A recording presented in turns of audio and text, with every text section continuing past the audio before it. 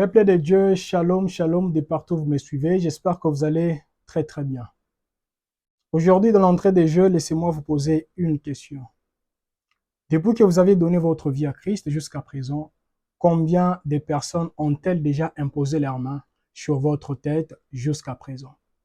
Si vous avez les chiffres exacts et si ça ne vous dérange pas, merci de partager avec nous dans les chats.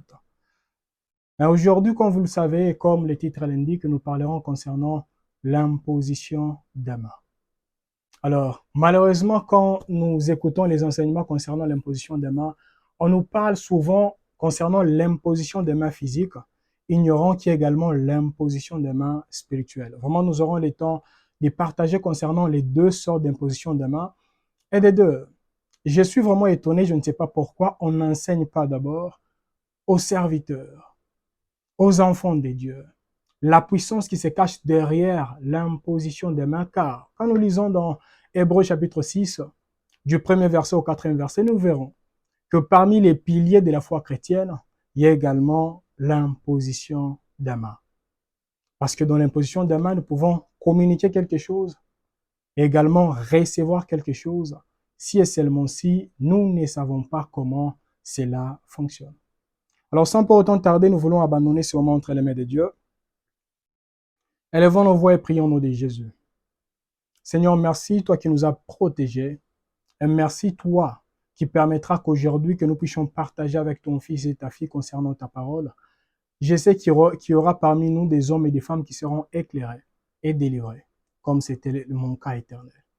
C'est au nom de Jésus que j'ai ainsi prié, je dis Amen.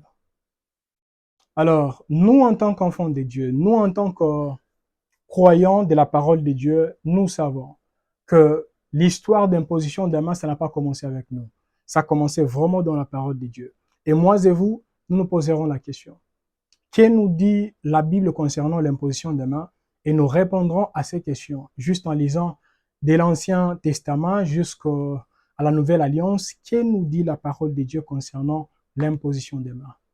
Qui doit le faire? Quand devons-nous le faire? Et comment devons-nous vraiment le faire? Et pour ceux qui étaient avec nous hier, parce qu'hier nous étions dans notre 5e journée des jeûnes et prières, aujourd'hui nous sommes dans notre 6e journée des jeûnes et prières, par la grâce de Dieu. Les 31 n'est plus loin. Les 31, nous allons clôturer avec vous ces programmes des 15 jours. Et pour ceux qui ont des témoignages depuis que nous avions commencé, laissez-moi vous dire que c'est dimanche à partir de 20h, nous serons ensemble sur Telegram. On ne sera pas sur YouTube. Et je vais vous expliquer pourquoi nous serons sur Telegram juste avant la fin de cet enseignement. Parce que la vidéo d'aujourd'hui aura deux parties. La première partie, nous allons nous focaliser sur l'enseignement. Et la deuxième partie, nous allons prier ensemble avec vous. Peut-être quelqu'un vous avait imposé la main, physiquement parlant. Et depuis ces jours-là, vous avez des sensations bizarres qui vous accompagnent. Et aujourd'hui, nous saurons comment prier et anéantir cela par la grâce de Dieu. Et nous comprendrons que l'imposition des mains, ce n'est pas seulement réservé aux serviteurs de Dieu, c'est seulement un serviteur qui doit imposer les mains. Même les païens, ils peuvent également nous imposer des mains et nous communiquer autre chose. Alors, soyons sensibles au Saint-Esprit et nous saurons comment nous préserver et préserver également nos enfants, parce qu'il y a d'autres personnes, si vous voyez seulement quelqu'un en train de passer, la personne a prêché l'évangile directement. Peux-tu imposer la main sur mes enfants?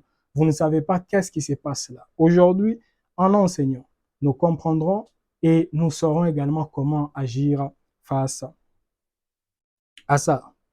Alors, il y a plusieurs versets vraiment qui parlent concernant l'imposition des mains.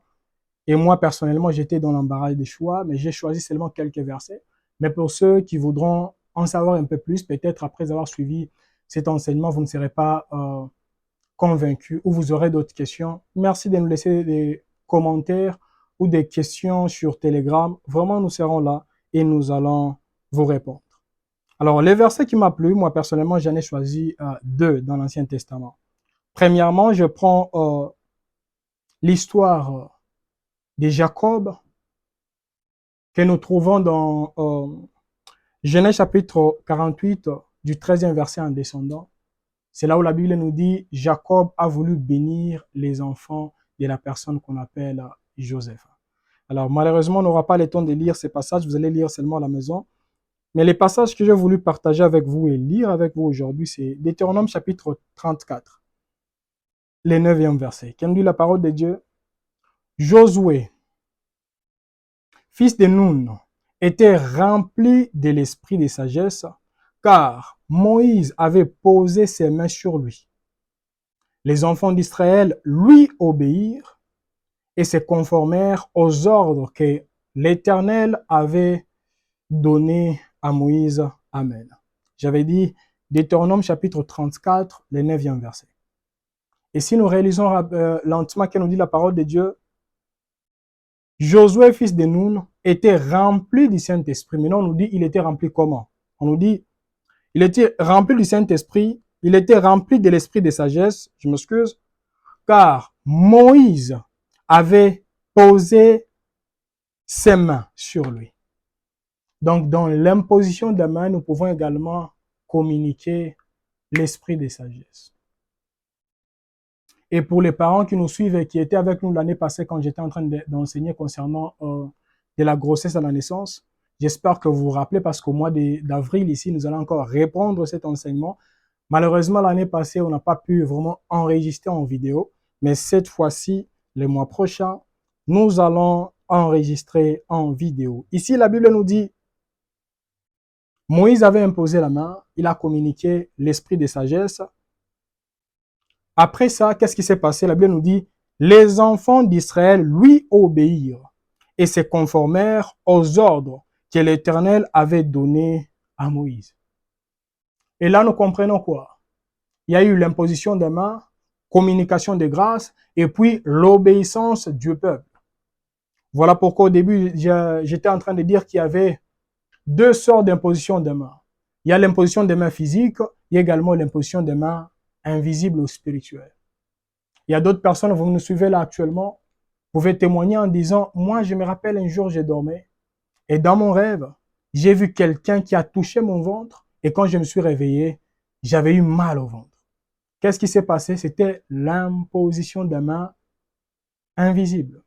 Malheureusement, il y a d'autres personnes qui protègent leur tête, physiquement parlant, afin que personne ne puisse toucher leur tête, mais ils ne se protègent pas également spirituellement, afin que personne ne puisse leur communiquer les choses qui ne proviennent pas de Dieu par la grâce de Dieu. Et à la fin ici, on nous dit, les enfants d'Israël lui obéirent. Donc nous comprenons qu'il y a d'autres personnes ont à imposer les mains, et après l'imposition des mains, nous voyons maintenant la résistance tout autour de toi. Maintenant, qui t'a imposé les mains? Qui t'a imposé les mains? Et ça, je l'ai toujours dit, même quand on voit dans des mariages. La mariée et les mariés sont là, ils sont en train de danser, etc. Et les personnes viennent avec l'argent, ils touchent seulement leur tête. Pourquoi ils touchent la tête? Et vous, vous souriez. Le monde est spirituel. Quelqu'un peut venir avec une intention mauvaise et la personne, son objectif, c'est quoi? Toucher seulement votre tête. Parce qu'en touchant la tête, la personne va communiquer à notre esprit. Et après cela, peut-être vous allez commencer maintenant à vivre la désobéissance totale ou la rébellion. Il y a des hommes et des femmes qui vous étaient fidèles et ces hommes commencent à se retirer loin de vous. Tout ça, c'est quoi? Parce que quelqu'un vous avait imposé ses mains. Ici, la Bible est tellement claire. C'était seulement la première des choses. Et pour ceux qui voudront en savoir un peu plus concernant l'imposition des mains, lisez le livre de Lévitique. Vraiment, il y a plusieurs exemples là. On nous dit que dans l'imposition des mains, nous pouvons également communiquer les péchés. Parce qu'on nous a dit, il fallait normalement venir avec un animal, imposer nos mains sur la tête de l'animal, afin de faire quoi? Communiquer les péchés. Ça veut dire, les péchés de la personne sera communiqué dans l'animal avant que l'animal ne puisse être égorgé. Et quand on va égorger l'animal, l'animal sera la représentation de l'homme. Ça veut dire, l'homme sera sauvé parce que l'animal mourra à sa place. Voilà pourquoi quand Jean-Baptiste a vu Jésus, qu'est-ce qu'il a dit? Voici l'agneau de Dieu qui ôte les péchés du monde. Pourquoi il a dit cela? Parce que normalement, il fallait que les hommes, les pécheurs, touchent Jésus, sacrifient Jésus pour que, par la grâce de Dieu, que la mort d'une seule personne qu'on appelle Jésus puisse sauver toute l'humanité. Alors ça, c'est très important. Et en regardant, nous voyons que Jésus a été sacrifié et qui les a sacrifiés ou qui l'avait sacrifié, ce sont les sacrificateurs. Les hommes et les femmes qui étaient là, les religieux, ils l'ont touché. Et les hommes et les femmes qui l'entouraient disaient, crucifiez-le. Et en le faisant, ils accomplissaient également ce que la Bible nous dit dans le livre des Lévitiques. Juste dans ça, vous serez souple. Et comme je l'ai toujours dit, moi personnellement, si vous ne croyez pas en moi, quand je serai en train de prier, ne dites pas Amen. Parce que si vous dites Amen, vous dites ainsi soit-il. Ainsi soit-il. Alors, en méditant et en partageant, en priant avec vous aujourd'hui, vous allez comprendre que juste plus vous grandissez dans les choses de Dieu et plus vous n'allez pas vraiment commencer à accepter que n'importe qui commence à vous imposer les mains. Alors, dans la nouvelle alliance, parce qu'on n'a pas plusieurs minutes et heures, moi j'ai besoin qu'ensemble avec vous, nous puissions seulement expliquer. Après les explications, nous entrons directement en prière. Maintenant, dans la nouvelle alliance, nous allons nous poser des questions. Est-ce que Jésus lui-même a-t-il imposé les mains aux hommes et aux femmes qui l'entouraient? Qu'est-ce nous dit la parole de Dieu? Dans Matthieu chapitre 9, le verset 18, la Bible nous dit, tandis qu'il leur adressait ces paroles, voici un chef arriva se prosternant devant lui et dit, ma fille est morte. Ma fille est morte. Il y a un esprit, je m'excuse, je dois relire, je n'ai pas très bien vu. Matthieu chapitre 9, les 18e verset. La Bible nous dit, tandis qu'il leur adressait ces paroles, voici un chef arriva, se prosternant devant lui et dit, ma fille est morte il y a un instant, mais viens, impose-lui les mains et elle vivra. Amen. Posons-nous la question, qu'est-ce qui a donné vraiment l'assurance à ces chefs qui avaient suivi Jésus? Parce qu'il a dit, ma fille est morte, mais impose-lui seulement les mains et elle vivra. C'est parce que cette personne avait la révélation de l'imposition des mains. Maintenant, juste ici, posons-nous la question, est-ce que la Bible nous dit, impose-lui la main à la tête, impose-lui la main aux pieds, mais on nous dit seulement, impose-lui la main. Maintenant, en descendant, vous allez comprendre que l'imposition des mains ne se focalise pas seulement sur la tête. Parce qu'il y a d'autres personnes, je me rappelle, il y a 2 jours, un homme de Dieu m'a appelé, on parlait avec cet homme de Dieu, il m'a dit, moi vraiment, je n'impose pas la main à la tête de toutes les personnes qui viennent vers moi. Personnellement, j'ai peur, je ne veux pas vraiment me lancer dans d'autres choses, mais je peux les saluer et prier pour cet homme ou cette femme, etc. Alors, aujourd'hui, par la grâce de Dieu, nous allons comprendre. Nous allons comprendre que l'imposition des mains ne se focalise pas seulement sur la tête. Vous pouvez protéger votre tête, mais vous donnez votre main à n'importe qui. Vous pouvez protéger votre main, mais vous donnez votre corps à n'importe qui. Ça, c'est très important et nous devons les comprendre parce qu'il y a d'autres personnes, ils protègent leur tête, ils protègent leurs mains, mais ne protègent pas leur sexe. Permettez, mais c'est la vérité. Alors, le deuxième verset, nous sommes dans Marc chapitre 8, le 23e verset. Qu'est-ce nous dit la parole de Dieu? Il prit l'aveugle par la main et le conduisit hors du village. Puis, il lui mit de la salive sur les yeux, lui imposa les mains et lui demanda s'il voyait quelque chose. Donc, le ministère de l'imposition des mains avait commencé également avec la personne de Jésus. Jésus appliquait également le ministère de l'imposition des mains. Alors, il y a d'autres personnes qui, juste là, nous sommes là, la personne me dit, ah, c'est dit en elle-même, mais moi, je suis depuis très longtemps, nous prions avec vous, mais vous n'avez jamais eu le temps de m'imposer la main. Maintenant, jusque-là, qu'est-ce qui se passe? En descendant, vous allez comprendre que l'imposition des mains n'est pas seulement physique. Vraiment, en descendant, vous allez comprendre comment ça se passe, bibliquement parlant. Quelqu'un peut t'imposer la main, la personne est en Amérique, mais elle t'impose la main, que ce soit positivement ou négativement parlant, et vous verrez que les mauvaises choses doivent vous accompagner, ou les bonnes choses vous accompagneront. C'est ce que nous ferons par la grâce de Dieu, ce dimanche à partir des 20h juste sur Telegram. Pour les hommes et les femmes qui veulent et qui voudront bien sûr que nous puissions prier pour eux et les imposer également la main malgré la distance. Luc chapitre 13, le 11e verset, qui nous dit la parole de Dieu. Et voici, il y avait là une femme possédée d'un esprit qui la rendait infirme depuis 18 ans. Elle était courbée et ne pouvait pas du tout se redresser. Le 12e verset nous dit, lorsqu'il la vit, c'est Jésus, Jésus lui adressa la parole et lui dit, femme, tu es délivrée de ton infirmité. Le 13e verset, et lui imposa les mains.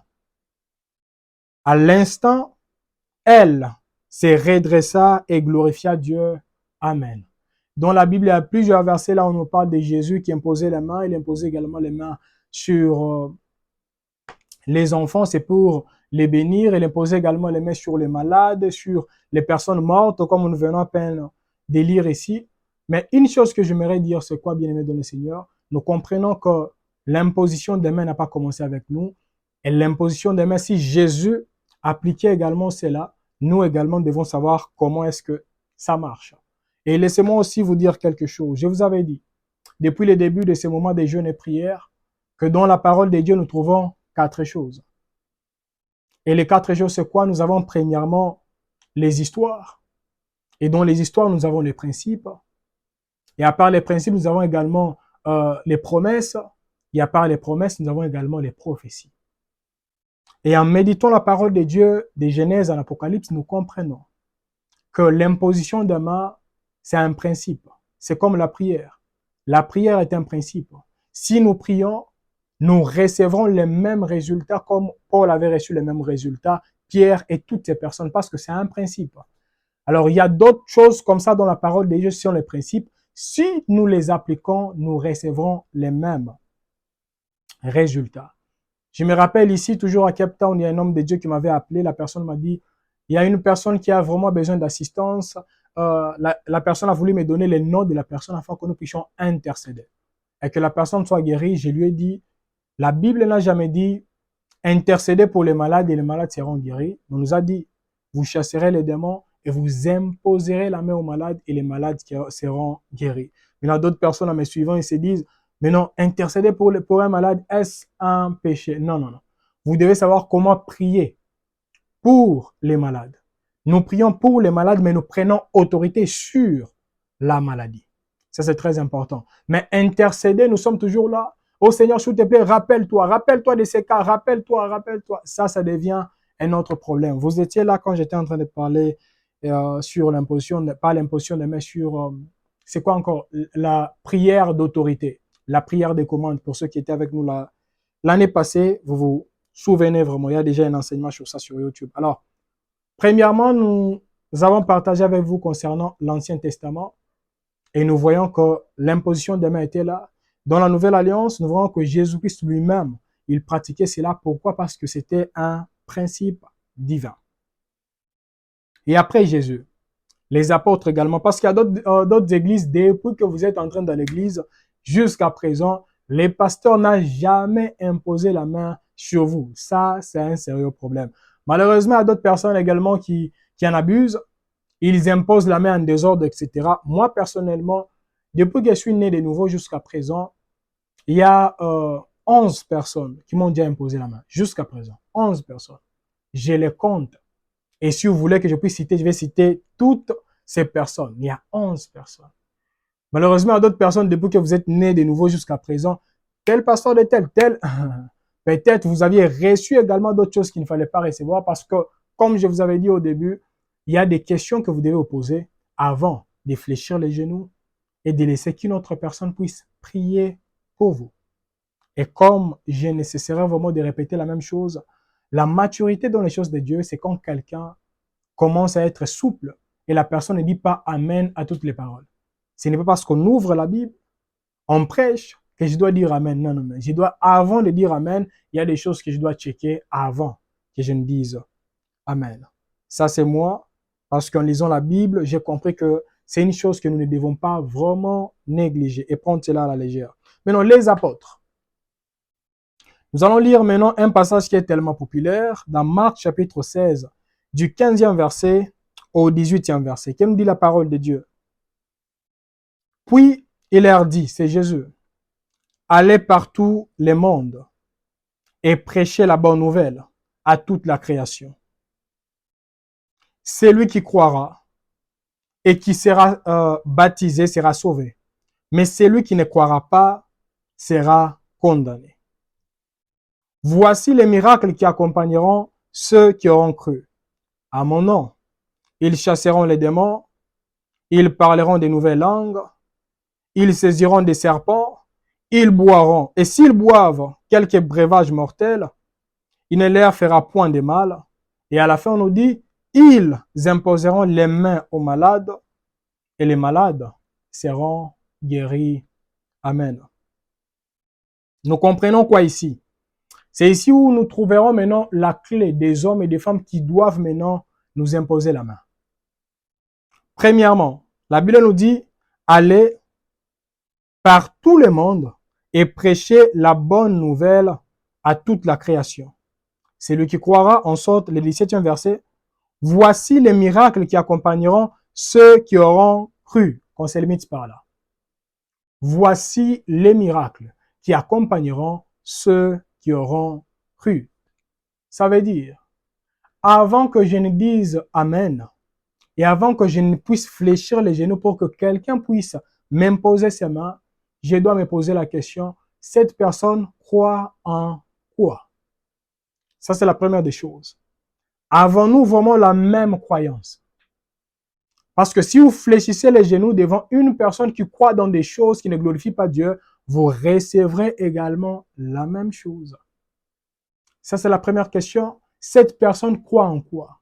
Et la deuxième question, cette personne se soumet à qui? Parce que Jésus les avait envoyés. Il fallait normalement qu'ils puissent se soumettre à Jésus. Et deuxièmement, que ces hommes et ces femmes puissent croire en la parole de la personne qu'on appelle Jésus-Christ de Nazareth. Maintenant, qu'est-ce qui se passe? Aujourd'hui, il y a d'autres personnes, non, même s'ils ne croient pas les mêmes choses, mais il m'imposera les mains. Surtout avec les histoires que je vois sur YouTube. Il y a d'autres personnes, toi, tu te dis enfant de Dieu. Mais tu vois quelqu'un qui est en train d'hypnotiser d'autres personnes et tu te dis, non, moi aussi, je vais expérimenter chez moi si ça va marcher. Ok, la personne t'impose la main et puis tu t'évanouis. Il n'y a pas un temps, tu te réveilles, tu dis, non, non, vraiment, j'ai expérimenté. Ah. La Bible nous dit clairement, nous devons nous poser les questions, comme nous venons à peine de lire ici. Ils croient en quoi? Et la deuxième des choses, ils ont qui comme Seigneur? Ils se soumettent à qui? C'est très important. Et si vous avez les deux réponses, et vous saurez maintenant comment fléchir les genoux devant quelqu'un afin que la personne puisse prier pour vous. Alors d'autres personnes à la maison se poseront la question maintenant, comment saurais-je si nous croyons la même chose avec cette personne? Suivez ce que la personne dit et regardez également ce que la personne vit quotidiennement. Alors si je vis trop loin de mon pasteur ou de la personne qui m'oriente dans les choses de Dieu, priez également afin que l'Éternel vous révèle si et seulement si cette personne est sur la bonne voie ou si la personne n'est pas sur la bonne voie. C'est très important, bien-aimés dans le Seigneur, et ne négligez pas cela. Moi qui vous parle, j'ai toujours eu le temps vraiment de donner les témoignages d'un homme de Dieu que nous prions avec lui. Avant, je l'avais trouvé, il était vraiment dans le monde. Et pour ceux qui connaissent, j'ai toujours eu le temps vraiment de donner ces témoignages. Lui, il s'était converti, c'est quand il me suivait. Sa mission, c'était quoi? M'insulter, m'attaquer. Maintenant, un jour, quand il venait pour m'attaquer, c'est quand il a entendu ce que je prêchais. Directement, la personne s'est convertie et la personne est venue avec les fétiches qu'elle avait. La personne m'a donné, on a prié sur ça. C'était une bouteille et autre chose. Nous avions prié et par la grâce de Dieu, la personne a changé. Maintenant, qu'est-ce qui s'est passé? C'était, je pense, 3 ou 4 mois après. Alors, plusieurs personnes dans l'église que j'ai dirigée ont commencé à témoigner. C'était dans une veillée. Tout le monde témoignait vraiment depuis que je vous ai croisé, ma vie a changé. Vraiment, vraiment, vraiment. Maintenant, les frères, quand je lui ai posé la question, maintenant, toi, qu'est-ce que tu as à dire concernant ces ministères depuis que nous prions jusqu'à présent?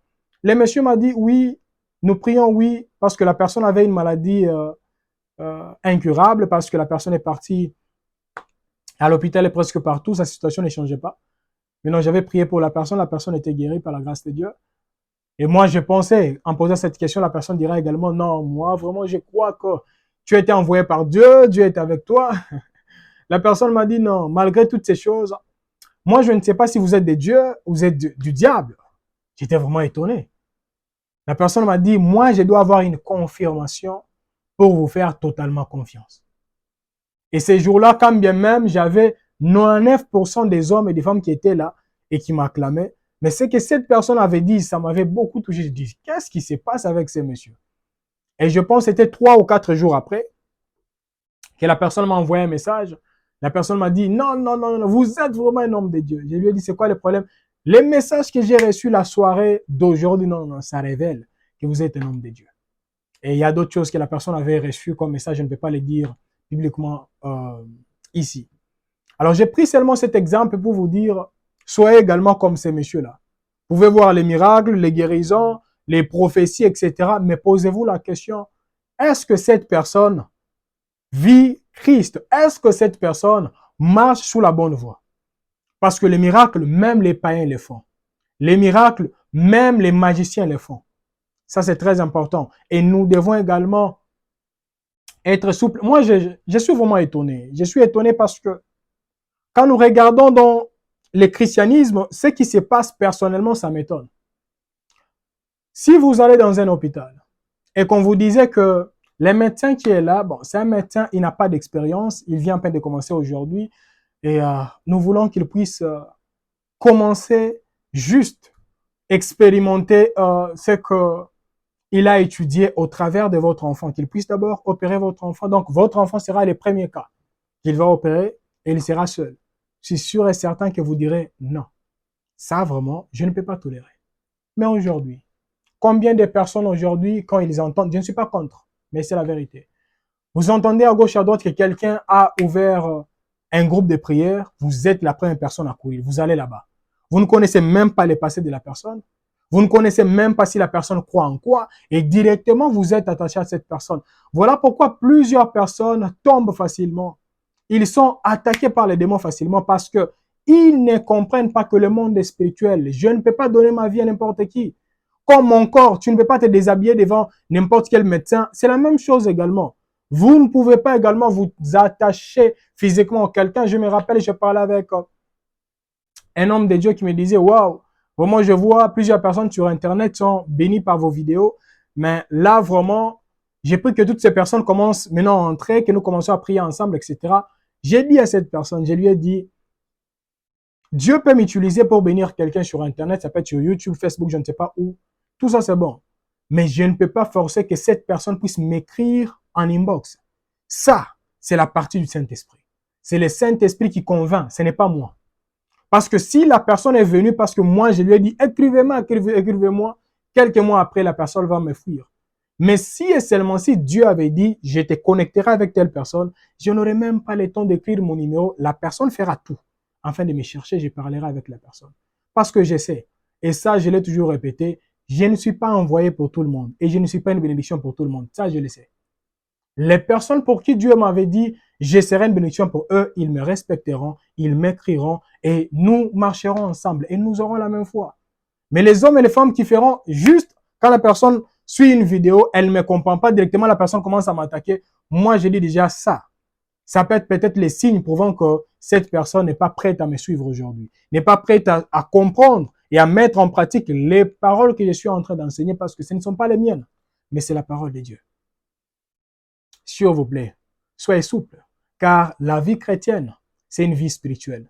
Ne donnez pas votre tête à n'importe qui et ne donnez pas votre vie à n'importe qui et ne donnez pas vos enfants, ne confiez pas vos enfants à n'importe qui. Et pour ceux qui nous avaient suivis l'année passée quand j'avais enseigné concernant les 6 pasteurs pornographes, je vous avais dit combien de bêtises se font là actuellement dans le milieu chrétien. D'autres, soi-disant pasteurs, au nom de la religion, ils exploitent d'autres enfants sexuellement parlant parce que, oh non, Maman pasteur va dormir avec mes enfants, etc. Et tu ne sais même pas. Maman pasteur croit en quoi? Les pasteurs en question, ils croient en quoi? Mais vous confiez facilement ça doit s'arrêter par vous. Qu'on vous traite d'orgueilleux, etc. Mais vraiment vérifiez cela. Et quand nous lisons ces passages avant de partager concernant 3 ou 4 choses, et directement nous allons lancer dans la prière. En lisant ces passages, nous comprenons quoi, bien-aimés de le Seigneur? Nous comprenons que spirituellement parlant, Jésus-Christ, quand il a envoyé ses disciples, avant l'imposition des mains, il avait dit quoi? Au 40e verset, au 17e verset. Voici les miracles qui accompagneront ceux qui auront cru. Donc, tu dois croire avant d'imposer les mains. Mais il y a d'autres personnes, ils ne croient pas, ils essayent. Non, moi je crois. Je m'excuse, en imposant les mains, je communiquerai la vie. En imposant les mains, il y a d'autres choses qui se feront. Vous devez croire avant d'imposer les mains. Et laissez-moi maintenant vous dire que l'imposition des mains ne se limite pas seulement à la tête. Ça se passe également au travers de la main. Voilà pourquoi je l'ai toujours dit, avant de commencer une journée, commencez par la prière. Et pour ceux qui étaient avec nous avant-hier, quand j'ai parlé concernant les 10 portes, ou les 10 choses qui attirent les esprits impurs, qui représentent les esprits démoniaques, et l'esprit pur qui représente le Saint-Esprit, plusieurs personnes m'ont dit, c'est la première fois que j'entends toutes ces choses, et surtout, quand j'avais dit que il y a des esprits qui se communiquent par la salutation, la conversation, plusieurs personnes ont dit, ah, vraiment, j'ai été béni par ça, etc. Maintenant, une chose que j'aimerais vous dire, si le Saint-Esprit ou l'esprit maléfique peuvent se communiquer par une salutation, que dire maintenant par une main? Voilà pourquoi vous verrez, je ne dis pas que tous les prophètes qui font ça sont dans la magie. Vous verrez même dans les mondes mystiques, les personnes qui se disent eux-mêmes magiciens, avant de te prophétiser, qu'est-ce qu'ils disent? Avant de te donner des révélations, qu'est-ce qu'ils se disent? Touche-moi, touche-moi, touche-moi. Tu touches la personne et puis tu dis, je connais les noms de ta carte. Tu as un compte bancaire d'un telle entreprise. Tout ça, c'est quoi, bien-aimé dans le Seigneur? Il te touche et il vole également les informations. Et il y a d'autres personnes qui te diront, pense à quelque chose, pense à quelque chose. Après avoir pensé, touche-moi maintenant. Quand tu touches, la personne vole même tes pensées. Mais il y a d'autres personnes, vous ne savez pas que le monde est spirituel et vous vous plongez dans d'autres choses. Vous dites, non, non, non, non. Il y a d'autres prophètes qui font cela, qui se disent prophètes, mais ils ne viennent pas de Dieu. Parce que quand vous lisez dans la parole de Dieu, plusieurs des prophètes qui prophétisaient, ils ne passaient pas par là. Touche-moi d'abord, touche-moi ici, touche-moi. Je ne dis pas que tous sont dans la magie, mais la majeure partie ne sont pas vraiment de Dieu. Quand j'étais touché, je sais que Dieu transfère également les sensations. J'ai déjà eu le temps d'enseigner sur ça. Même quand je prie pour les gens, pour les hommes et les femmes qui m'entourent, ça m'arrive, même en ligne, vous êtes témoin, plusieurs personnes le savent. Je peux être là, je parle avec vous, je ressens tout ce qui se passe dans votre corps. Ça, je ne doute pas. C'est biblique et c'est normal. Mais moi, j'ai dit, il y a d'autres personnes qui le font, mais qui ne sont pas dans les choses de Dieu. Maintenant, soyez, s'il vous plaît, souple. Soyez souple. Si quelqu'un peut te voler les pensées juste en te saluant, vous devez savoir que quelqu'un également peut communiquer autre chose juste en te touchant. Lisons l'histoire de la femme qui avait l'écoulement du sang. Qu'elle nous dit la parole de Dieu, elle avait seulement touché Jésus. Et en touchant Jésus, elle-même, elle se disait, je serai guérie. Pourquoi? C'est parce qu'elle avait également la révélation qui se cachait derrière juste la main. Ma main doit toucher les pans de sa robe et directement je serai guéri. Mais il y a d'autres personnes qui se sont dit à la maison, moi je vais jeûner toute la nuit et le matin. Quand je vais seulement saluer cette personne directement, je vais lui envoyer une mauvaise maladie. Et vous, quand vous réveillez comme ça, vous ne savez même pas. Je vous donne même l'exemple, c'est un exemple des membres de ma famille. Un membre de ma famille dormait. Et quand la personne dormait, c'était une dame. Quand elle dormait, elle a eu un rêve. Et dans les rêves, elle a vu quelqu'un dans son bureau et la personne l'a attaqué, physiquement parlant. La personne l'a attaqué. Et quand la personne l'a attaqué, elle a senti des sensations pendant la nuit, dans les rêves. Et elle s'est sentie, c'est comme une personne qui était paralysée d'un côté. Quand elle s'est réveillée, Parce que elle, bon, que je vous épargne tellement d'autres détails. Quand elle s'est réveillée, elle s'est relevée, elle n'a même pas eu le temps de prier. Elle est partie au travail. Alors, elle a croisé une collègue. Et cette personne lui a seulement salué. En lui saluant, elle-même, elle a senti quelque chose qui est monté vraiment dans son côté droit. En commençant par la main jusqu'à sa jambe droite. Directement, elle s'est dit, il y a quelque chose qui ne va pas. Elle a appelé la sœur en question. Elle a dit, non, non, non, non, non. Toi là, j'ai rêvé ceci, tu m'as également touché et j'ai senti ceci, je te dis, tout ce que tu veux me communiquer, ça ne peut pas m'avoir au nom de Jésus. La personne a pris autorité et malheureusement, la personne avait des tâtonnements concernant sa foi en Christ. Parce que la personne avait une autre foi. Après un temps, elle a commencé à nous appeler. Non, moi je vois que chez les musulmans, les choses sont claires ici, etc. Elle a commencé à douter. Même quand elle avait prononcé ces paroles, elle ne croyait pas totalement en ça. Et ça n'avait pas pris 2 semaines, la personne était totalement paralysée. Totalement paralysée. Les membres de ma famille, ils connaissent très bien la personne. Et après cela, ça a pris le temps pour qu'elle puisse reprendre encore l'usage de sa main et de sa jambe. Et une chose que j'aimerais dire, c'est quoi, bien aimé dans le Seigneur, les mondes spirituels. Il y a d'autres personnes, nous les croisons pendant la journée, ce ne sont pas des hommes physiquement parlant, ce sont des esprits, mais qui portent la chair. Ayons le temps de prier avant de quitter. Ayons le temps également de prier sur nous-mêmes avant de nous engager dans d'autres choses. Ça, c'est très important. Parce que d'autres personnes, la personne de Jésus-Christ a dit quoi? Quelqu'un m'a touché car j'ai senti que quelque chose m'a quitté. Vous ne savez pas qu'il y a d'autres personnes, quand la personne s'est tellement touchée comme ça, elle a volé quelque chose. Quelque chose est sorti de toi. Bien aimé, je répète, le monde est spirituel. Et vous devez le savoir et vous devez également marcher avec cette révélation dans votre tête par la grâce de Dieu. Alors, on a parlé des apôtres, on a parlé de Jésus, on a parlé des ancêtres. Là, actuellement, nous allons maintenant parler concernant les disciples. Donc, les personnes qui ont cru après les apôtres. Nous sommes dans les livres des Actes des Apôtres, chapitre 9, du 10e verset au 18e verset. Acte 9, 10 à 18. Ici, on nous parle, c'est l'histoire de la personne qu'on appelle Paul. Lisons maintenant. Or, il y avait à Damas un disciple nommé Ananias. Le Seigneur lui dit dans une vision, Ananias, il répondit, mais voici Seigneur. Et le Seigneur lui dit, lève-toi, va dans la rue qu'on appelle la droite et cherche dans la maison de Judas un nommé Saul de Tarse. Car il prie et il a vu en vision un homme du nom d'Ananias. Regardez très bien. Paul priait et il a vu dans une vision et Dieu lui avait donné même un nom. Et le nom, c'est de la personne qu'on appelle Ananias. Pourquoi? Parce que Dieu ne voulait pas qu'une mauvaise personne puisse lui imposer la main. Et quand vous lisez même l'histoire de Jésus, posez-vous la question. Pourquoi les bébés Jésus? On n'avait pas prié pour lui par n'importe qui. Dans l'histoire de Jésus, il n'y a que 3 personnes qui ont prié pour Jésus.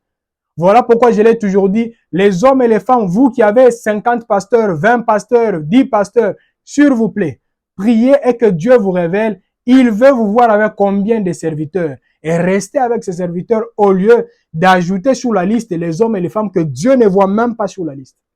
Dans l'histoire de Jésus, la Bible nous dit que Dieu avait prédestiné 3 personnes sur le chemin de Jésus. La première personne, c'est la personne qu'on appelle Simon. La deuxième personne, c'est la personne qu'on appelle Anne, la prophétesse. Parce qu'on nous dit, les 2 personnes avaient une chose en commun. Et la chose, c'est quoi? Ils étaient dirigés par le Saint-Esprit et remplis du Saint-Esprit. Parce qu'on nous dit, c'était poussé par l'Esprit que Simon est parti vers les temples afin de bénir la personne de Jésus. Et quand nous voyons les bébés qu'on appelle, plutôt, la personne qui a prié pour les bébés qu'on appelle Jésus, Anne, la prophétesse, la Bible nous dit, après la mort de son mari, elle est restée veuve, elle servait Dieu dans les jeûnes et la prière. Maintenant, regardez seulement ces deux personnes. Et la troisième personne, c'est qui? C'est Jean-Baptiste. Et ces trois personnes avaient une chose en commun. Premièrement, les jeûnes, les jeûnes, les jeûnes. Deuxièmement, la prière, la prière, la prière. Troisièmement, la sainteté, la sainteté, la sainteté. Maintenant, vous, Dieu vous a dit que votre enfant, Dieu l'utilisera, Dieu bénira cet enfant, et c'est au travers de cet enfant que plusieurs personnes verront la gloire de Dieu, et vous prenez maintenant ces bébés-là. Vous donnez, je ne sais pas, à une personne qu'on appelle homme de Dieu, que vous n'avez même pas eu le temps de checker. Et que cette personne soit la première personne à prononcer des paroles. Non, non, non. Jésus avait cette révélation. Voilà pourquoi quand il parlait avec Jean-Baptiste, Jean-Baptiste a commencé à refuser. Non, non, non. Moi, je ne peux pas te baptiser. Jésus a dit, faisons ce qui est juste. Parce que Jésus savait que la troisième personne, c'était Jean-Baptiste. Lisez dans l'histoire de la personne qu'on appelle Paul. Vous verrez que Paul était souple. Ce n'était pas n'importe qui avait les droits ou le courage de l'imposer les mains. Maintenant, combien de personnes là? Combien de personnes? Parce que moi, après m'avoir consacré pasteur, jusqu'à présent, il n'y a que 2 personnes qui m'ont déjà imposé la main. Mais avant qu'on puisse me consacrer, il y avait plusieurs personnes. Comme je vous ai dit, au total, il y en a 11 personnes. Maintenant, j'aimerais vous dire, s'il vous plaît, protégez vos têtes et protégez également votre destinée. Si par l'imposition des mains, on peut communiquer l'esprit de sagesse, par l'imposition des mains, nous pouvons également communiquer l'esprit d'idiotie. Et ça, quand nous parlerons le mois prochain, concernant les parents, voilà pourquoi, pour ceux qui étaient avec nous l'année passée, je vous avais dit, vous en tant que parents, quand vous avez un enfant, n'attendez pas qu'on puisse consacrer l'enfant par un pasteur.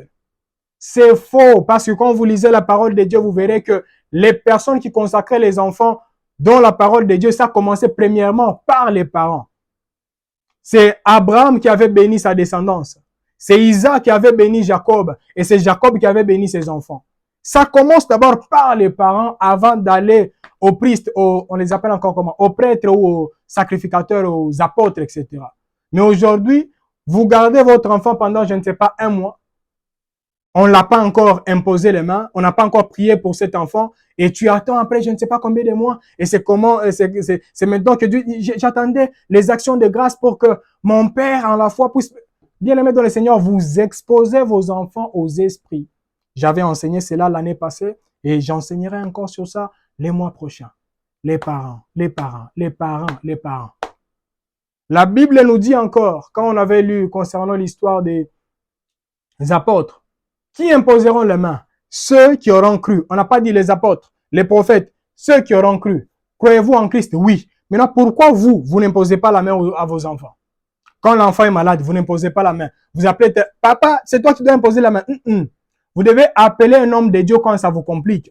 Mais vous-même d'abord, vous devez commencer à imposer la main. Si vous voyez l'idiotie dans la tête de votre enfant, imposez la main sur votre enfant, que ce soit pendant que l'enfant est éveillé ou pendant que l'enfant est en train de dormir, imposez la main et priez. Je me rappelle, je pense qu'il y a une sœur la sœur doit être connectée. Cette sœur m'avait appelé une fois, elle m'avait dit, il y a un problème. Mon mari se comporte comme ça et surtout, il se laisse diriger par ce qu'il entend me concernant, surtout par sa belle famille, ma belle famille plutôt, ils disent des bêtises me concernant et mon mari croit en tout ce qu'on lui dit. Je lui ai dit, ma sœur, tu dois faire 2 choses. Premièrement, prie pour ton mari. Non, mon mari ne croit pas totalement dans ce que moi je crois. Ok. Prie pour lui. Et deuxièmement, prie là où il dort. Il dort où? La personne m'a dit, il dort de tel côté, etc. Prenez l'autorité.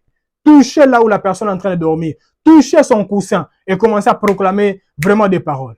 En disant, comme Jacob, il s'était endormi sur les chemins quand il allait vers son beau-père. Et la Bible nous dit, en se réveillant, il a vu des choses, en dormant plutôt, il a vu des choses, en se réveillant, il a eu une autre conviction. Et j'ai pris, quand mon mari dormira ici, quand il se réveillera, qu'il y ait des choses qui resteront, il y a des choses également qu'il recevra dans les rêves, qu'il recevra pendant qu'il sera en train de dormir et que les changements soient maintenant visibles au nom de Jésus. Et par la grâce de Dieu, ça a pris à peu près une année, je ne me trompe pas. La sœur doit me rappeler. Son mari avait radicalement changé. Et sa belle famille a commencé à dire que les maris, peut-être la femme l'avait envoûté, la femme avait fait ceci et cela, parce que nous connaissons la puissance de l'imposition des mains. Quand vous conseillez, ça ne tient pas, vous faites ceci et cela, ça ne tient pas. Imposez les mains sur les lieux où la personne est en train de dormir. Imposez les mains sur la personne pendant que la personne est en train de dormir. Imposez la main et ordonnez à ces esprits de commencer à quitter au nom de Jésus-Christ de Nazareth. Rentrons de là où nous étions. La Bible nous dit, car il prie, le 12e verset. Nous étions dans Actes chapitre 9, du 10e verset au 18e verset.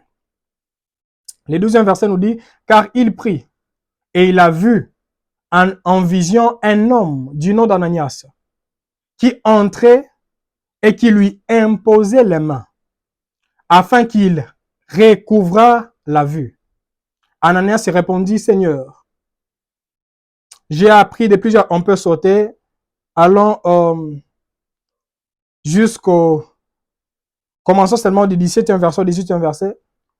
Ananias sortit, et lorsqu'il fut arrivé dans la maison, il imposa les mains à Saul en disant, Saul, mon frère, le Seigneur Jésus, qui t'est apparu sur les chemins par lesquels tu venais, m'a envoyé pour que tu recouvres premièrement la vue et que tu sois rempli du Saint-Esprit. Au même instant, il tomba de ses yeux comme des écailles et il recouvra la vue. Il s'éleva et fut baptisé. Amen. J'aimerais expliquer quelque chose ici. Je ne savais pas que j'allais prendre plusieurs minutes en enseignant concernant ça, mais bientôt là, nous allons nous lancer dans la prière. En lisant ici, nous comprenons quoi?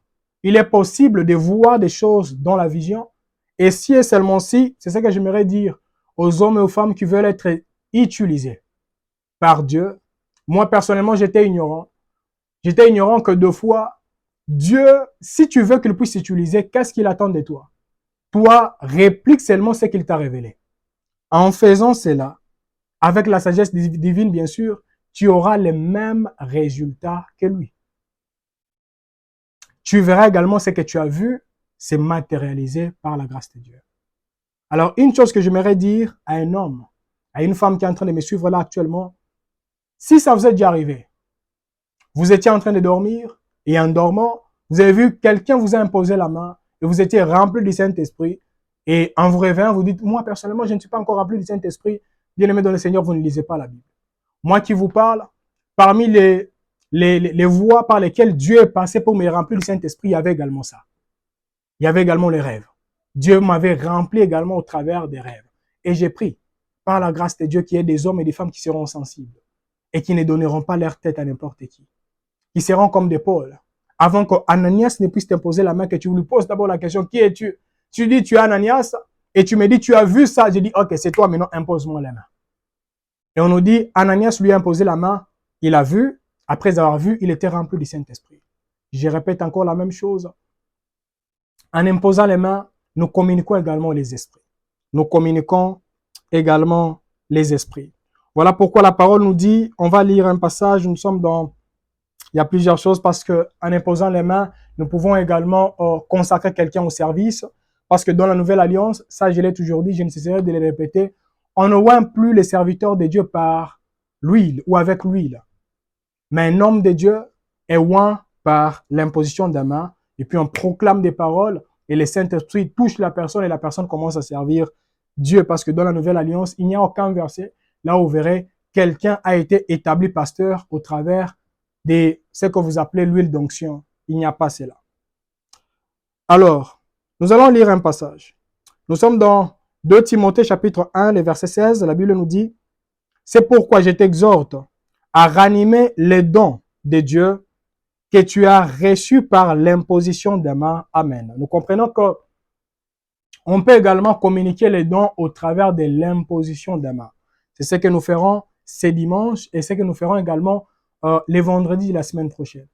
Pour ceux qui voudront prier avec nous, nous serons sur Telegram à partir des 20h juste ces dimanches. Préparons-nous vraiment en prière. Maintenant, en dernier lieu, c'est nous. Nous qui n'étions pas là, parce que je parlais premièrement, il y avait les ancêtres, donc je parle d'Abraham et sa descendance. Deuxièmement, nous avions parlé de Jésus. Troisièmement, nous avons parlé des apôtres. Quatrièmement, maintenant nous parlons des disciples, les personnes qui ont cru, les disciples plutôt, les personnes qui ont cru au travers des apôtres. Et en dernier lieu, maintenant nous parlons de nous qui avons cru au travers de la parole de Dieu. Alors, que nous dit la parole concernant cela? Il y a vraiment plusieurs versets qui nous accompagnent. Plusieurs versets. Je peux prendre. Il y a plusieurs versets. Bon, prenons seulement Actes des Apôtres. Chapitre 13. On peut lire du 3e verset au 4e verset. Acte 13, du 2e verset au 3e verset. La Bible nous dit, pendant qu'ils servaient les seigneurs dans leur ministère et qu'ils gênaient, le Saint-Esprit dit, mettez-moi à part Barnabas et Saul pour l'œuvre à laquelle je les ai appelés. Alors, après avoir gêné et prié, ils leur imposèrent les mains et les laissèrent partir. Amen. Vraiment, il y a plusieurs passages, mais je ne vais pas seulement toucher tous ces versets parce que nous devons prier aujourd'hui. Là, nous comprenons que, bien-aimés dans le Seigneur, avant de servir Dieu, avant de lâcher quelqu'un, que quelqu'un puisse aller, prenons l'exemple, vous voulez quitter d'une ville, aller vers une autre ville, en tant qu'enfant de Dieu, nous devons également avoir les temps de prier, les temps de jeûner et les temps d'imposer également les mains. Les temps d'imposer également les mains. Nous voulons entrer dans la dernière partie. Avant d'entrer dans la dernière partie, laissez-moi vous dire ceci. Ici, je vous ai parlé concernant nous qui croyons. Maintenant, combien de personnes se disent, mon fils, Dieu avait dit, c'est un serviteur de Dieu. Il sera un serviteur de Dieu. Seigneur, protège mes enfants, etc. Mais je vous pose la question. Qui est le coiffeur de votre fils ou de votre fille? Ou qui est la personne qui tresse votre fille? Il y a d'autres personnes qui disent, ah bon, ça c'est un problème. Oui, oui. Qui touche la tête de votre fils et qui touche également la tête de votre fille? Parce qu'il y a d'autres personnes qui disent, non, d'après tout, j'amène mon fils ou ma fille dans un salon qui est là, c'est cher, c'est beau, ils ont tout très bien équipé. Ok, ils peuvent être très bien équipés, physiquement parlant, mais mal équipés spirituellement parlant, ils vont détruire la vie de plusieurs personnes. Si vous avez un enfant et vous avez besoin de protéger cet enfant, protégez également la tête de cet enfant. Elle fréquente quelle église? Elle fréquente quel salon de coiffure? C'est très important. Très important. Il y a d'autres personnes, vous êtes là, vous appelez serviteur ou servante de Dieu, mais vous donnez votre tête, permettez vraiment les termes, à un PD. Et c'est la personne qui vous tresse. Et vous dites, ah, d'après tout, vraiment, ces gens-là, ils tressent très bien. Ok. Maintenant, c'est cet homme, cette personne-là qui touche maintenant votre tête.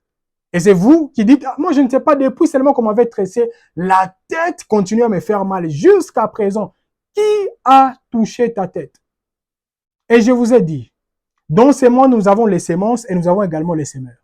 Et je vous ai dit qu'il y avait les semences de Dieu, qu'il y avait également les semences du diable. Qu'il y avait les semeurs provenant de Dieu, qu'il y avait également les semeurs du diable. Je ne vous dis pas qu'il faut haïr ces hommes et ces femmes, mais s'il vous plaît, respectez leurs convictions, mais éloignez-vous de ces hommes et de ces femmes. Afin de ne pas donner votre tête à une personne. Parce qu'il y a d'autres personnes, vous, la personne qui vous tresse, c'est une personne, il est impossible d'aller vers cette personne sans que la personne puisse critiquer d'autres personnes. Donc, avant vraiment que la personne ne puisse finir, elle va critiquer je ne sais pas combien de personnes. Et c'est la personne qui vous dit, ah, elle, c'est ma copa, celle qui tresse, qui touche ma tête. Bien-aimé dans le Seigneur, gérez votre tête.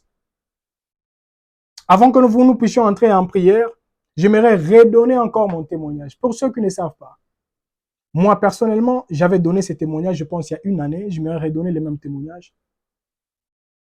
J'avais un coiffeur et c'était un bon coiffeur. Malheureusement, un jour, je n'ai pas vraiment payé attention. Je n'étais pas souple.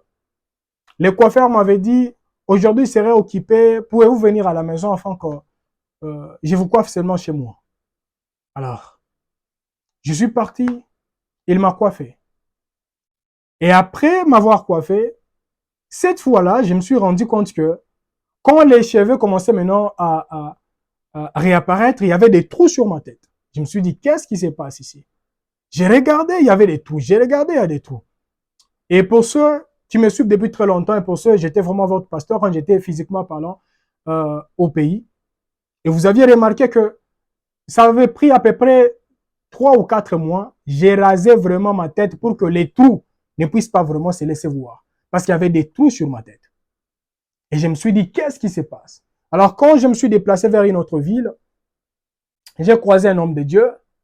Et cet homme de Dieu m'a regardé, m'a dit, non, non, non, non, toi là, si tu continues comme ça, tu resteras comme ça. Je t'avais connu, tu n'étais pas comme ça. Ne tolère pas ce que le diable est en train de faire sur ta tête. Et ces jours-là, je suis rentré à la maison, j'ai dit, cet homme de Dieu a raison. J'ai prié et jusqu'à présent, mes cheveux sont là. Et depuis ces jours-là, je me suis dit, avant d'aller dans un salon de coiffure, je dois prier. Avant de m'attacher c'est quoi encore on dit? Un coiffeur, je dois prier pour que Dieu me révèle et m'oriente. Il y a d'autres personnes qui diront, alors, si j'allais vraiment, prenons l'exemple, dans une autre ville, et je suis nouveau, qu'est-ce que je dois faire? Prie et demander à Dieu qu'il te dise et qu'il te dirige vers un bon coiffeur. Parce que si Dieu lui-même pouvait dire que il connaît même le nombre des cheveux qui se trouvent sur notre tête, il maîtrise les cheveux. Et pour ceux qui savent, on peut prendre vos cheveux et aller avec vers un féticheur et faire des incantations et des mauvaises choses vous accompagneront. Alors si cela se manifeste aussi spirituellement parlant, vous devez savoir que physiquement parlant, il y a également d'autres choses qui vous accompagneront. Soyez souples sur vos pieds. Soyons souples. Alors, là actuellement, je suis sûr et certain qu'il y a d'autres personnes qui sont là et j'aimerais vous dire, vous ne devez pas dire, il y a d'autres personnes qui disent, je suis serviteur ou servante de Dieu, mais sur votre tête là, vous mettez quelle extension des cheveux? Il y a d'autres personnes qui disent, vous touchez aussi à ça? Oui, oui, oui, oui. Parce que les cheveux de cette personne, vous ne la connaissez même pas et vous n'avez même pas la même foi. Parce que vos cheveux là proviennent de l'Inde, etc. Maintenant, vous savez, c'est les cheveux de qui? Est-ce que ce sont les cheveux d'une personne morte ou d'une personne vivante? Je ne vais pas seulement entrer en profondeur dans ça. Il y a d'autres personnes, en mettant seulement cela sur la tête, ils ont commencé à faire des cauchemars, etc. Ils pensent que ce sont des attaques qui viennent, je ne sais pas d'où. C'est les cheveux. Les cheveux. Si la Bible nous dit, c'est quoi encore? Une partie qui avait, ça peut être seulement un vêtement, un mouchoir qui avait touché la tête de Paul. Si on le mettait sur la tête d'une autre personne, sur le corps d'une autre personne, la personne était délivrée ou guérie. Que dire maintenant, bien-aimé de le Seigneur, des cheveux? Vous marchez avec ces cheveux-là pendant 1 mois, 2 mois. Vous marchez avec ces cheveux. Alors, je suis sûr que certaines d'autres personnes diront, mais non, c'est quoi? Bien-aimé, le monde est spirituel. Maintenant, vous nous dites quoi? Il ne faut pas mettre les extensions, etc. Priez et Dieu vous orientera. Je pense que je ferme par là et nous allons directement nous lancer dans la prière afin que Dieu nous dirige et nous oriente. La première requête que nous voulons lancer là actuellement, c'est quoi? Nous voulons seulement dire, Seigneur, Seigneur, révèle-moi afin que je voie s'il y a des mains invisibles. Peut-être ce que je suis en train de traverser là actuellement, c'est parce que quelqu'un avait déposé dans ma vie une mauvaise sémence et c'est au travers de cette sémence que jusqu'à présent, je suis en train de souffrir. Élevons nos voix et prions au nom de Jésus. Seigneur, je te dis merci parce que tu as permis à ce que je puisse partager ta parole avec ton fils et avec ta fille. J'abandonne ces moments entre tes saintes mains et je prie que tu puisses révéler ta pensée à ton fils et à ta fille afin que nous soyons souples et sensibles, éternel, afin de ne pas donner, éternel, nos têtes à n'importe qui et ne pas donner nos mains à n'importe qui et ne pas communiquer avec les personnes qu'il ne fallait pas vraiment communiquer. Seigneur, je m'humilie et je m'abandonne complètement et totalement devant ta gloire et devant ta puissance. Te demandons, Seigneur, que tu puisses nous diriger et nous éclairer, Seigneur, afin que parmi nous, s'il y a des hommes et des femmes qui marchaient éternellement et qui ne savaient pas, qu'est-ce qui les accompagnait? S'il y avait une main noire qui les accompagnait, j'ai pris que ta main puissante soit sur nous et nous révèle les choses cachées, les choses que nous ignorons, au nom de Jésus-Christ de Nazareth. Au nom puissant du Seigneur Jésus-Christ de Nazareth. Amen. Bien-aimés dans le Seigneur, nous sommes toujours en train de prier. Je suis sûr et certain, dans tout ce que j'ai eu à dire, il y a d'autres personnes qui se diront non, non, non. Moi, ce que vous avez dit, je ne suis pas d'accord avec vous. Bien-aimés, vous pouvez soit suivre ce que je suis en train de dire, c'est la Bible, ou vous refusez. Tout dépend de vous. Moi, je ne fais que prêcher la vérité. Maintenant, une chose que j'aimerais vous demander vraiment de faire, c'est quoi? Nous allons lire un passage. Nous sommes dans Ésaïe chapitre 9. Dans d'autres versions, c'est le deuxième verset. Dans d'autres versions, c'est le premier verset. La Bible nous dit, « Les peuples qui marchaient dans les ténèbres voient une grande lumière. Sur ceux qui habitaient les pays de l'ombre de la mort, une lumière resplendit. » Amen. Avant que je n'explique, j'aimerais donner un autre passage. Nous sommes dans Ésaïe chapitre 42 plutôt, Ésaïe 42, le 16e verset. Ésaïe 42, le 16e verset. Qu'est-ce que nous dit la parole de Dieu? « Je ferai marcher les aveugles sur un chemin qu'ils ne connaissent pas. Je les conduirai par des sentiers qu'ils ignorent. Je changerai devant eux les ténèbres en lumière et les endroits tortueux en plaine. Voilà ce que je ferai et je ne les abandonnerai point. Amen. » On nous dit, je les ferai marcher. Je ferai marcher les aveugles sur un chemin qu'ils ne connaissent pas. Je les conduirai sur les sentiers qu'ils ignorent et je changerai de devant eux les ténèbres en lumière et les endroits tortueux en plaine. Voilà ce qu'il fera. Maintenant, là, actuellement, nous voulons prier. Peut-être vous êtes là, c'est le premier verset qui vous accompagne. La Bible nous dit, les peuples qui marchaient dans les ténèbres voient la lumière. Et d'autres personnes, la personne marche, mais elle marche dans l'ignorance. Elle marche dans les ténèbres. Il y a une main qui est en train d'accompagner cette personne. Il est grand temps, en tant qu'enfant de Dieu, que nous puissions nous élever en prière et dire, Seigneur, illumine mes yeux. Afin que peut-être dans ma vie chrétienne, je marche dans les ténèbres, mais je ne sais pas. Seigneur, illumine mes yeux. Peut-être dans mes activités, je suis dans les ténèbres, je ne sais pas. Seigneur, illumine mes yeux. Et ici, on nous dit, sur ceux qui habitaient les pays de l'ombre de la mort, une lumière resplendit. On nous dit, sur ceux qui habitaient. Il y a ceux qui marchaient, il y a ceux également qui habitent ou qui habitaient. Et nous également, en tant qu'enfants de Dieu, je ne sais pas. Mais par la grâce de Dieu, on ne veut plus être compté parmi les personnes qui marcheront dans les ténèbres, dans l'ignorance. On ne veut plus être compté parmi les personnes qui habiteront. Même si on vous laissait aujourd'hui, mais après 10 ans, qu'on dit seulement, ah, celui-là ou celle-là, c'est un ignorant, une ignorante. Non, non, non, non, non, non, non. Que cela s'arrête aujourd'hui au nom de Jésus-Christ de Nazareth. Élevons nos voix et prions au nom de Jésus. Seigneur, nous ne voulons pas marcher dans les ténèbres tout au long de cette année, Seigneur. Faire d'autres choses que nous trouvons normales, mais toi, tu les trouves anormales. Nous ne voulons pas habiter dans les ténèbres, Seigneur. Habiter là où toi, tu dis que nous ne devons pas habiter, mais nous habitons et nous trouvons ça normal. Nous refusons cela au nom de Jésus-Christ de Nazareth. Sur tes plaies, que ta main soit sur nous. Afin que parmi nous, si quelqu'un était tellement dans l'ignorance et la personne ne savait pas, qu'il y avait une sémence, qu'il y avait une parole, qu'il y avait quelque chose qui avait été dit et prononcé contre elle, Seigneur, je prie que tu puisses illuminer nos vies, afin que par ta grâce, que nous commencions à voir comme toi, comprendre comme toi, agir comme toi et nous comporter comme toi, afin que l'honneur, la gloire et la puissance te soient rendus au nom de Jésus-Christ de Nazareth. Nous voulons marcher dans la lumière et nous voulons nous asseoir dans la lumière au nom de Jésus-Christ de Nazareth. Amen. Bien-aimés dans le Seigneur, ne prenez pas ces requêtes à la légère. Continuons à prier jusqu'à à la fin de ces programmes.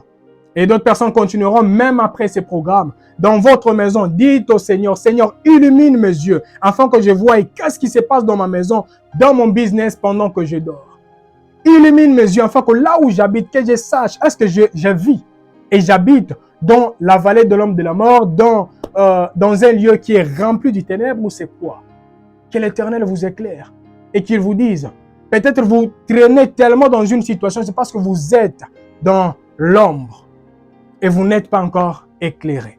Et j'ai pris que l'enseignement d'aujourd'hui puisse vous éclairer au nom de Jésus-Christ de Nazareth. J'avais plusieurs choses à dire, mais je pense que je dois me limiter avec la dernière requête d'aujourd'hui. Parce que je vous ai demandé hier de visualiser la vidéo là, nous étions en train de parler concernant la grâce de Dieu. Et par la grâce de Dieu, nous prierons sur ça demain. Parce qu'aujourd'hui, il fallait qu'on parle concernant l'imposition des mains. Je pensais que j'avais plusieurs minutes, plusieurs heures, mais là, je pense que le temps va si vite. On peut se limiter par là. Avec la dernière requête, et demain, nous serons encore là. Nous parlerons maintenant concernant la grâce de Dieu. Et pour ceux qui n'étaient pas là, je vous avais demandé de lire les livres des Juges, chapitre 13, 14 et 15. Et demain, maintenant, nous entrerons en profondeur concernant l'histoire de la personne qu'on appelle, ce qui encore on appelle Samson. Et vous comprendrez également la puissance de l'imposition des mains. Nous allons lire les derniers versets. Nous sommes dans Nombre, chapitre 11, les 26e verset. Parce qu'il y a d'autres personnes qui disent l'imposition des mains doit être seulement physique. Il faut que la personne te touche physiquement parlant pour que la main de Dieu puisse dégager autre chose. Non, non, non. Bibliquement parlant, Jésus-Christ, on ne l'avait même pas vu physiquement parlant. Mais continuons à nous communiquer autre chose. La Bible elle-même nous dit que la parole de Jésus communique la vie et communique également l'esprit. C'est très important. Alors, qu'elle nous dit la parole de Dieu? Il y eut deux hommes, Nombre chapitre 11, le verset 26. Il y eut deux hommes, l'un appelé Eldad et l'autre Médad, qui étaient restés dans les camps et sur lesquels l'esprit reposa, car ils étaient parmi les inscrits, quoiqu'ils ne fussent point allés à la tente, et ils prophétisèrent dans les camps. Amen. Pour ceux qui ne savent pas, Moïse demandait la mort parce qu'il travaille tellement trop. Il a dit à Dieu, le travail est tellement colossal. Moi, je pense que tu dois seulement me tuer. Dieu lui a dit, non, non. La solution, c'est quoi? Regarde tout autour de toi, prends quelques tribus, les tribus des enfants d'Israël, et choisis les personnes qui sont dignes, etc., etc. Et prends également leurs noms. Et tel jour, il doit venir devant la tente et je prendrai de l'esprit qui est sur toi et cet esprit reposera sur toutes ces personnes. Mais ici, la Bible nous dit, Eldad et qui est Médad n'étaient pas présents devant la tente d'assignation. Pendant que Moïse était là avec tout le peuple, eux, ils n'étaient pas là. Mais le même résultat que les personnes qui étaient là ont eu, les mêmes résultats accompagnaient les personnes qui n'étaient même pas là. C'est ce que nous ferons le dimanche prochain. Nous commencerons à prier sur les noms, parce que sur YouTube, c'est difficile parce qu'on ne verra pas, on ne sait pas qui est connecté, qui n'est pas connecté. Mais sur Telegram, nous commencerons à prier sur les noms des hommes et des femmes qui seront là. Si vous ne voulez pas que nous puissions prier pour vous, vraiment ne soyez pas là les dimanches. Mais si vous voulez que nous puissions prier pour vous, soyez là les dimanches. Nous commencerons à prier sur les noms et nous sommes sûrs et certains que par la grâce de Dieu, le Saint-Esprit agira, remplira, transformera et bénira les vies des uns et des autres par la grâce de Dieu. Alors la dernière requête que nous voulons lancer là actuellement, c'est quoi? Nous voulons seulement dire. Parce qu'il y a d'autres personnes, on avait écrit ton nom, on a amené ton nom chez un féticheur. Toi-même, tu n'es pas parti là, mais les paroles que le féticheur a dit, ces paroles commencent à t'accompagner. Cela doit prendre fin dès aujourd'hui au nom de Jésus. Élève la main, élève la voix plutôt et prie au nom de Jésus. Seigneur, j'ai prie, ensemble avec ton fils et ta fille. J'ai prie, Seigneur, que toutes les personnes qu'on avait écrit leur nom dans un livre, disons que cette personne sera toujours en train de souffrir, cette personne sera toujours esclave de ceci et de cela, esclave de la masturbation, esclave de la pornographie, esclave je ne sais pas de quoi. Seigneur, j'ai prie que par la grâce de Dieu, Que le nom qui a été écrit éternel puisse être supprimé au nom de Jésus. Que ces noms soient totalement supprimés et que par ta grâce et par ta puissance, que la transformation soit totale et complète au nom de Jésus-Christ de Nazareth. Seigneur, je prie que ta main soit sur ton fils et sur ta fille et je déconnecte cette personne éternelle de tous les esprits qui l'animaient au nom de Jésus. Et qu'à partir de maintenant, qu'il y ait qu'un seul esprit qui est ton esprit, qui commencera maintenant à les animer ou à les accompagner au nom de Jésus-Christ de Nazareth. Seigneur, je prie, s'ils ont pris les noms du business de ton fils et de ta fille, les noms des enfants de ton fils et de ta fille, ils sont partis avec ces noms vers, je ne sais pas, un féticheur, en prononçant des paroles qui ne confessent pas ton Saint-Nom. Seigneur, je prie que ces noms-là éternels et tout ce qu'on a prononcé, qu'à partir de maintenant, que les changements soient visiblement parlant au nom de Jésus. Si la personne était maladive ou maladif éternelle, je prie que cela commence à prendre fin au nom de Jésus, que la transformation soit physique au nom de Jésus-Christ de Nazareth, que la transformation soit visible au nom de Jésus-Christ de Nazareth. Seigneur, que ta main soit sur nous, au nom puissant de Seigneur Jésus-Christ de Nazareth. Amen. Bien-aimés, avant que je ne puisse prier pour vous, j'aimerais récapituler ce que j'ai dit. Soyons souples vers qui nous donnons nos têtes. Et en lisant la parole, nous comprenons qu'on n'impose pas seulement la main à la tête, mais on peut l'imposer aux pieds et n'importe où. Et j'aimerais dire aux femmes qui me suivent, ce n'est pas parce que vous avez un problème sur votre partie intime qu'un soi-disant homme de Dieu te dira « je dois toucher et prier ». Ce n'est pas biblique et ça ne doit pas arriver. Parce qu'il y a d'autres personnes qui disent comme Élisée était dormi sur l'enfant et la Bible nous dit que c'était la tête sur la tête, les joues sur les joues, ceci et cela, et moi également je dois pratiquer cela. C'est un escroc. Ce n'est pas un homme de Dieu et vous ne devez pas tolérer cela.